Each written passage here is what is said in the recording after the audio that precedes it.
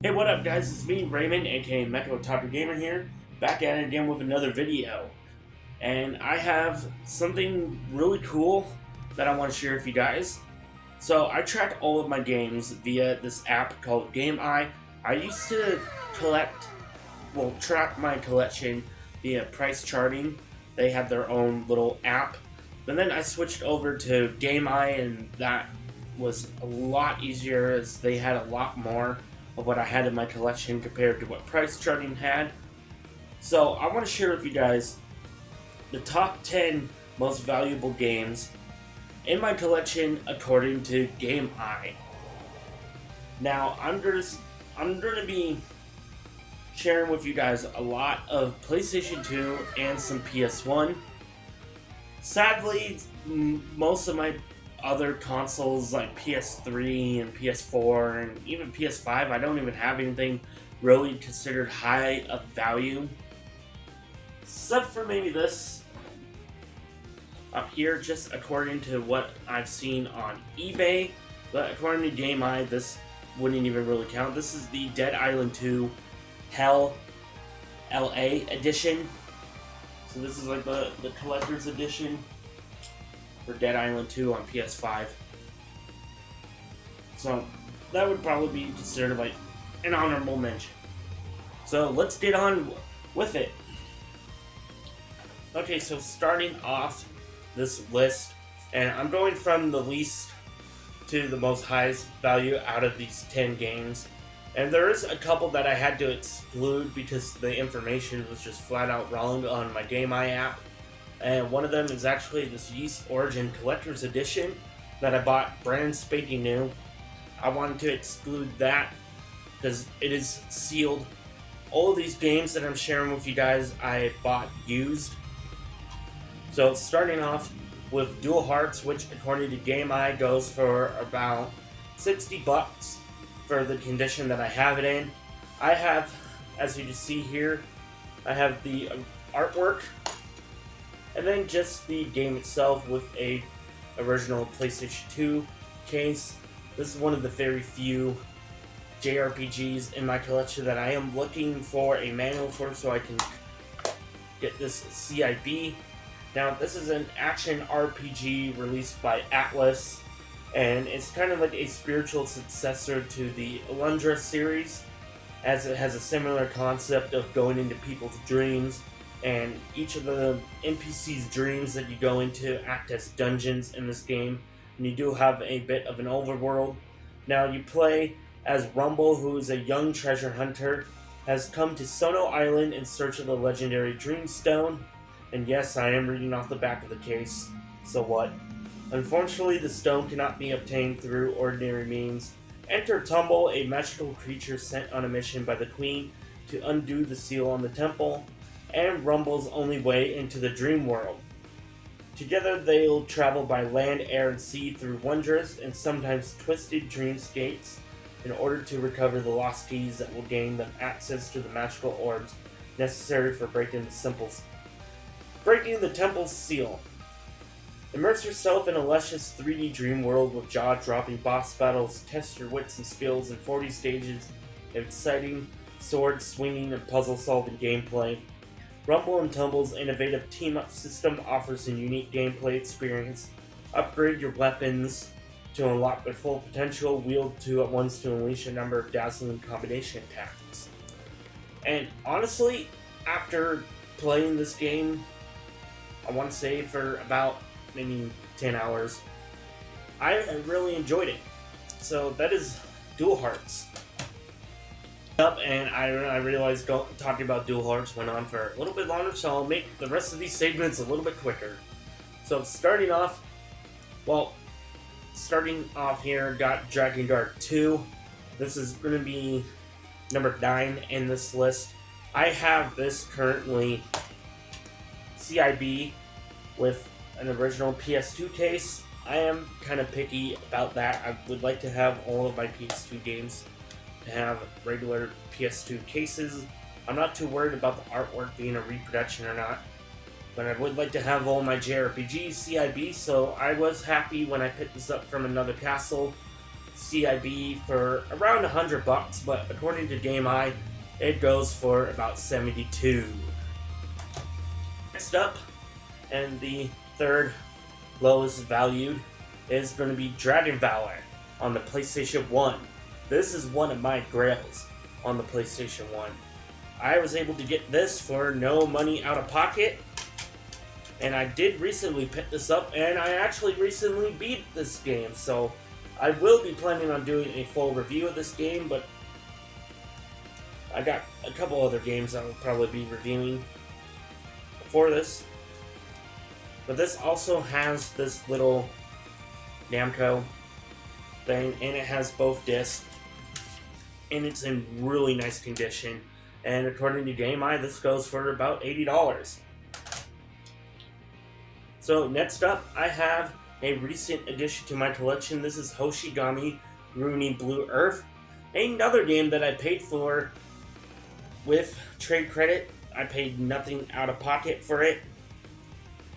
Now, this game is CIB.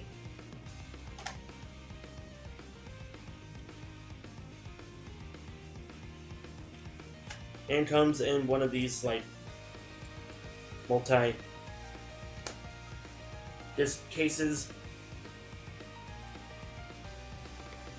And according to Gameye, this goes for about $81. This is a strategy RPG released by Atlas for the PS1, and there is a, I want to say, remaster or remake or whatever, a remix version on the DS. Okay, next up here, and I have to grab the accompanying art book, and that is Tino Melody of Alemia. I did have the full premium edition with the outer box, but the outer box got worn out, and I kept the contents. The game itself is in pristine condition, and so is the art book, and together these go for about $88 according to Gameye.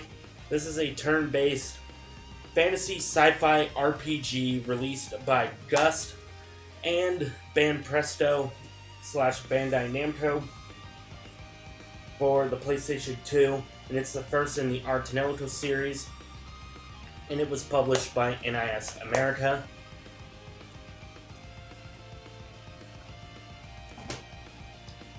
And then next up, just like with Arno, I gotta grab the accompanying parts. I don't currently know where the poster for this, but I did have the premium big box edition for Sakura Wars Salon My Love, which according to Gameye goes for about 91 CIB, which is what I had it listed as. It is actually CIB plus because I do have the bonus contents. Now when you just get a standard edition, all you get is the 2 discs or English dub or Japanese dub.